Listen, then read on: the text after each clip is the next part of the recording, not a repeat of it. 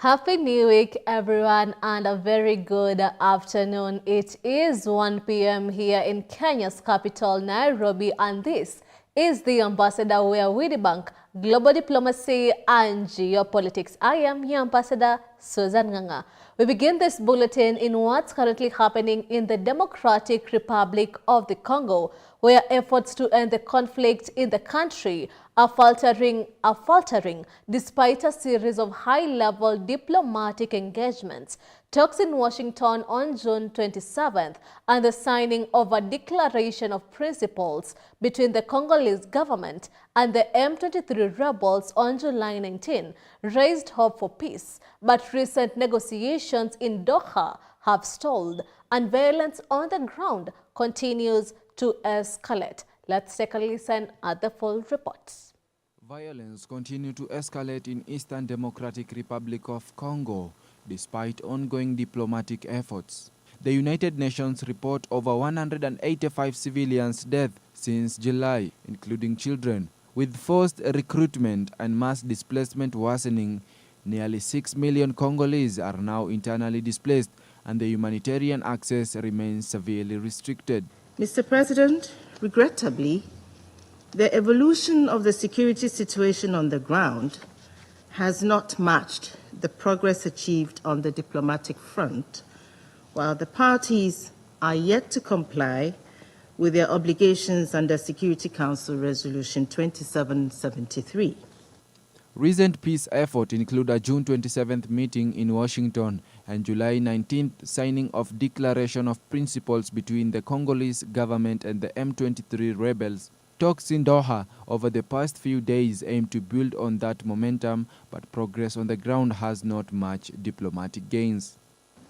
In Ituri, the security situation has deteriorated sharply since early July, despite the progress made in the context of the inter-armed groups dialogue held in Aru from 23rd to 29th June. Zaire factions affiliated with the Convention pour la Révolution Populaire, CRP, led by Thomas Lubanga, have intensified their operations against government army positions, also occasionally targeting civilians. The UN Special Convoy for Great Lakes region is expected to travel to Angola next week. The visit aims to strengthen African-led peace initiative and explore how the UN can better support regional effort to end crisis. Reporting for GBS TV, I'm Ibrahim Said. Now we shift the focus to what's happening in Kyiv, where Canadian Prime Minister Mark Carney announced a $1.25 billion military assistance package for Ukraine, pledging support amid an ongoing war with Russia. The aid, that includes drones and armored vehicles, was revealed during Ukraine's Independence Day celebration alongside President Zelensky. Here are the details. Canadian Prime Minister Mark Carney made the announcement from Sofia Square, underscoring Canada's unwavering commitment to Ukraine's sovereignty. He emphasized that the support of $1.5 million military assistance package will continue until we get a just peace and warned that Putin's invasion can be stopped. Carney also detailed how the funds will be allocated across key defense areas. We're investing today $2 billion in new military assistance for Ukraine. $800 million of this will help strengthen Ukraine's arsenal for the most urgently needed defense equipment: drones, ammunition, armored vehicles. And we had a discussion today about specifying and targeting that assistance where it will have the greatest impact, and we will do so. As the President mentioned, we're proud to be the first non-European nation to participate in NATO's Pearl program, the package of the most urgently needed military assistance that will be delivered here next month. Earlier at the G7 summit in Canada, Carney revealed this aid as part of a broader $2 billion Canadian defense package. It builds on Canada's expanded sanctions on Russia and underscores solidarity with Western allies aiming to bolster Ukraine's defense capabilities against aggression. Putin has broken his word repeatedly from Minsk to this morning. Putin has caused this terrible tragedy that has claimed the lives of millions. Putin menaces your skies, threatens your cities, destroys your fields. Putin has stolen your children. But Putin can be stopped. Russia's economy is weakening. He is becoming more isolated. And our alliance is hardening. It's growing more effective, more determined, more united. I applaud the leadership of the transformative U.S. President Donald Trump in creating the possibilities for peace. Canada's package will be delivered from next month and is expected to significantly strengthen Ukraine's air defense and operational capacity.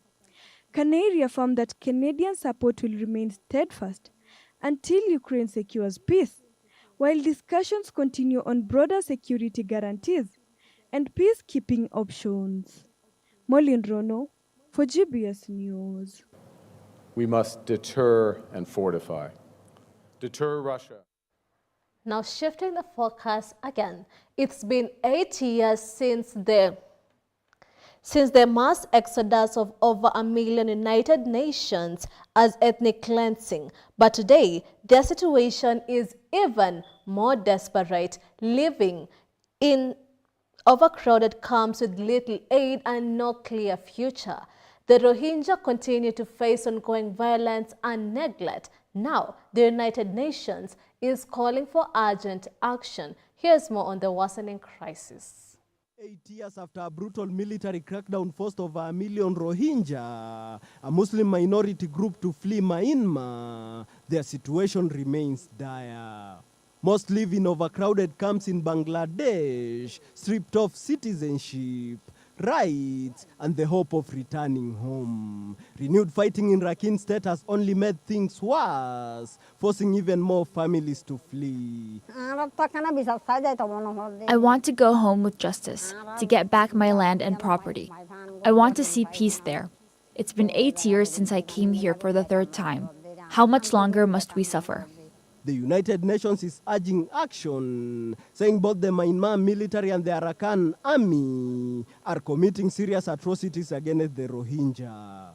UN officials stress that ending impunity and restoring rights to security, citizenship, and equality are essential to ending this cycle of violence. Ending impunity and ensuring the Rohingyas' rights to security, citizenship, and equality are essential for breaking the cycle of violence. Meanwhile, humanitarian aid is drying up. Funding cuts have slashed food assistance, and basic services are under threat. The UN is calling on the global community to step up, support relief efforts, back accountability processes, and help secure a lasting solution for the Rohingya people. We implore the international community to step up support for the Rohingya by increasing humanitarian funding to secure access to basic needs and essential services, to resolutely support international accountability processes. Elvis Muyodi, GBS News. Elvis Muyodi's report will take us for a very short break. We'll be right back with even more as we continue to debunk global diplomacy and geopolitics. We'll be right back. Confidence and body image. Confidence and body image is what we'll be talking about today. So I've always been told I'm short, I'm too short to model. Does height really matter, or is confidence enough? No. Height, in the world we are in today, height does not matter. It doesn't. When it comes to modeling. Actually, leave alone height, even body size doesn't matter. Even body size. Yes. Modeling is it's an open space to express yourself. You know, modeling is visual representation of a brand of who you are. So it's about you showing up and showing your authentic self. Right. In the industry, I have experienced, met very short people, men and ladies, and they do amazing. They're really good. It's all about, I think, believing in yourself, that confidence, you know, and knowing you can do it and you need to do it. Walk an imaginary runway across the room, but do it like you're wearing 10-inch heels and atuna hiyo. So yeah, pretend do it like you're wearing a 10-inch heel. Haibo.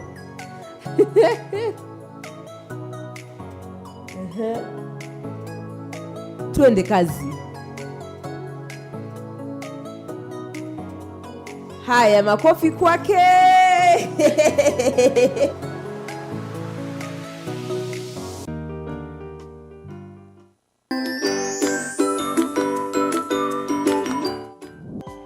Hello kids, and welcome to Kids Mind, where we learn, we laugh, and we explore. Today we are going to be reading about what?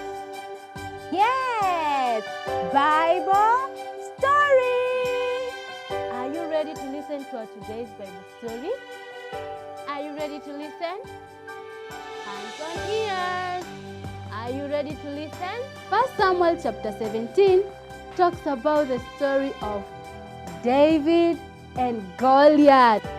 Have you ever heard of the story of David and Goliath before? Follow us at GPS TV Africa.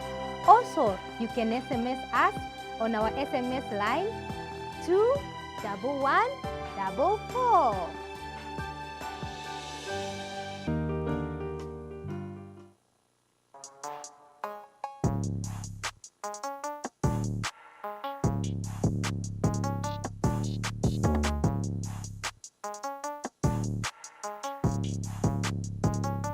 Our riddle for the day, guys. I am easy to lift but hard to throw. What am I? I've been a sculptor for many years now. It's about 44 years since I started doing as professional state artist. For 44 years. That's almost half a century. But now, where did it start? Before the 44 years, where did it start? For me, I use art to document culture and speak more about human life and activities through art, because I regard art as visual literature.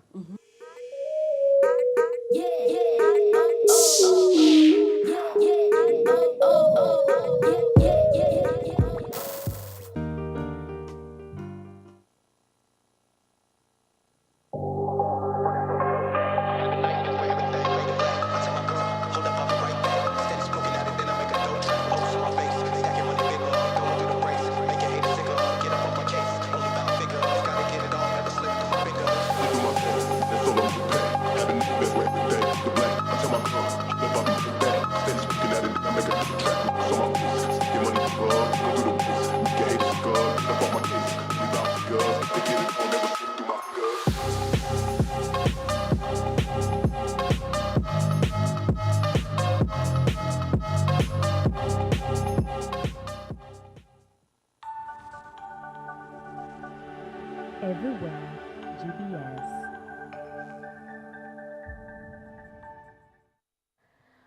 Welcome back to the bulletin. Now we shift the focus to what's currently happening in the Middle East, where Israel's military has carried out airstrikes on Yemen's capital.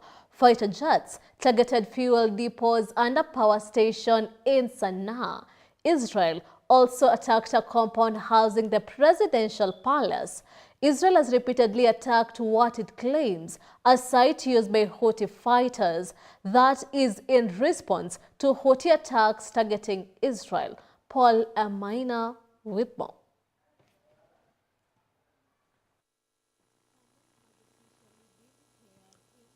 Israeli strikes hit the Yemen capital Sana'a in relation for Houthis missiles fired towards Israel. The strikes killed 6 people and injured 86 in total. The strikes are the latest in over a year of direct attacks and counter-strikes between Israel and Houthis militants in Yemen, part of a spillover from the war in Gaza. After the attack, the Prime Minister of Israel, Benjamin Netanyahu, said Houthis will pay for aggression against Israel.